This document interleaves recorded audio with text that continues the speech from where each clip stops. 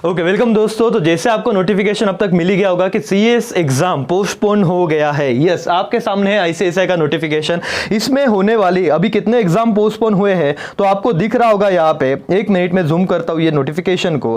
तो जो CS foundation exam था, सीएस एग्जीक्यूटिव एग्जाम और प्रोफेशनल प्रोग्राम, तो तीनों एग्जाम को यहाँ पे क्या कर दिया है, कैंसिल कर दिया है। And then after one more exam है पोस्ट मेंबरशिप क्वालिफिकेशन, जो 6 जुलाई टू 16 जुलाई के बीच में रखी थी। ये सारे एग्जाम उस पर्टिकुलर डेट पे कैंसिल करके पोस्टपोन कर दिए हैं। अब वो होने वाले हैं। Now the above session will be held from 18 August to 8 August, right. और उसका टाइम टेबल भी यहां पे इंस्टीट्यूट ने प्रेजेंट कर दिया है करके। ये देखो दोस्तों, ये भी डिक्लेयर कर दिया। ये रहा आपका टाइम टेबल। 18 अगस्त से आपका पेपर रहेगा, राइट, और वो चलेगा 28 अगस्त तक। और 3 दिन इंस्टीट्यूट ने रिजर्व रखे हैं। अगर कुछ इमरजेंसी सिचुएशन में लगता है तो 29, 30 एंड 31st।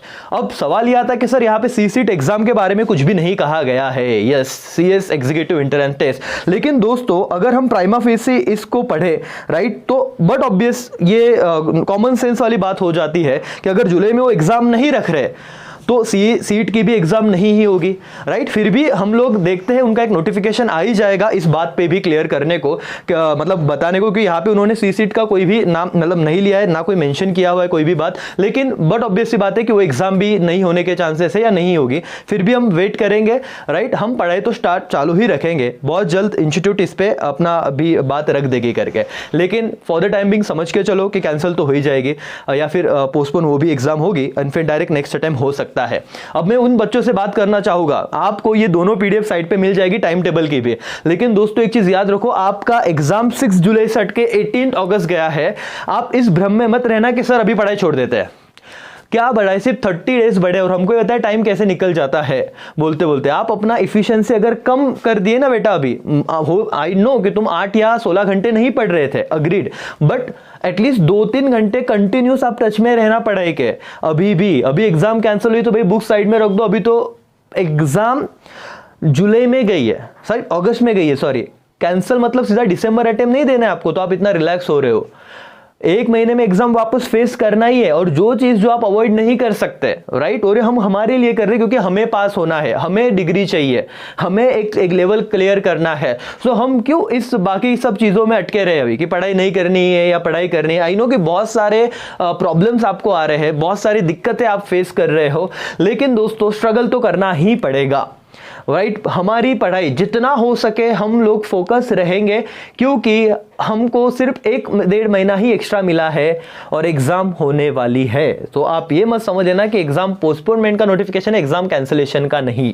तो दोस्तों ये चीज ध्यान में रहनी चाहिए आपकी। जिन बच्चों को मतलब जिनका अभी एक हो गया था ना कि एक रिदम पहले लगा था, बीच में रिदम टूट गया था और अभी टेंशन आ रहा था यार जुलाई में एग्जाम हुई तो क्यों ये बीच में उन्होंने पोस्टपोन किया, हमारा पहले तो भी अच्छा पढ़ाई हो रहा था, अभी हमसे हो ही नहीं रहा है पढ़ाई, और एक अलग प्रेशर बना था बच्चों पे। अब एटलीस्ट वापस 1 महीने मिला है तो अपने वो जो बोलते हैं कि आउट ऑफ ट्रैक चले गए थे वो बच्चे वापस ट्रैक पे आ सकते हैं। वो अपना अलग से शेड्यूल बना सकते हैं और बहुत अच्छे से प्रिपेयर हो सकते हैं, राइट, एग्जाम के लिए। अभी उन बच्चों की बात कर रहा हूं जो अपने घर पे है, जिनके पास सारे मॉड्यूल्स है, सारी चीजें अवेलेबल है, राइट, जिनके पास नेट का एक्सेस है, वो कर सकते हैं। अब ऐसे भी स्टूडेंट हो गए सर हमारे पास ना वो सारी सुविधाएं नहीं है।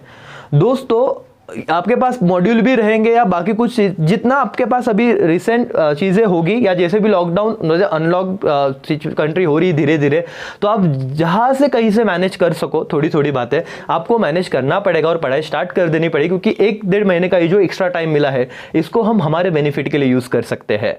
एग्जाम आपका टाइम कम मत करो, अब टाइम बढ़ा दो। मैं तो कहता हूं उसको फिनिशिंग टच देने के लिए। मतलब अब तक आपके दिमाग में एक डाउट था होगा कि नहीं, लेकिन अब 1 महीना एक्सटेंड हो गई ना एग्जाम, 1-1.5 महीना, तो अब ये कंफर्म हो जाना चाहिए कि हम पास हो गए एग्जाम देंगे। तो क्यों एक अंदर से एक अलग कॉन्फिडेंस आता है जब सारी पढ़ाई हो जाती है। तो कहीं पे भी गलती मत करना कि हम लोग पढ़ाई अभी एकदम आराम से करेंगे, ऐसे भी आराम से ही कर रहे थे आप लोग। अब एटलीस्ट 1 महीना बढ़े तो बढ़ा है, 1-1.5 महीना, तो चांसेस बढ़ गए आपके पास होने के, राइट। तो बहुत अच्छे से पढ़ाई करो, राइट, रिलैक्सेशन मोड में जाओ। 1-2 दिन ठीक है, लेकिन आपको अपना रिदम छोड़ना नहीं है, अपना हैबिट छोड़ना नहीं है, मैं इतना ही कहूंगा। और ये जो कोविड-19 का सिचुएशन है बहुत ही अनप्रेडिक्टेबल है, राइट। कोई इसे अच्छी तरह से अंदाज नहीं लगा सकता कि आगे भी क्या होगा। राइट, लेकिन हमें पढ़ते रहना है, क्योंकि आज नहीं तो कल हमको एग्जाम देनी ही है, राइट, हमको डायरेक्ट डिग्री तो नहीं दे देगी इंस्टीट्यूट। तो दोस्तों इसी पॉइंट के साथ मैं रुकता हूँ, आपको यही कुछ मैसेज देना था, इसलिए मैं आपसे जुड़ा था। ऑल द बेस्ट, अच्छे से पढ़ाई करो। Thank you so much, bye bye, take care, जय हिंद, जय भारत।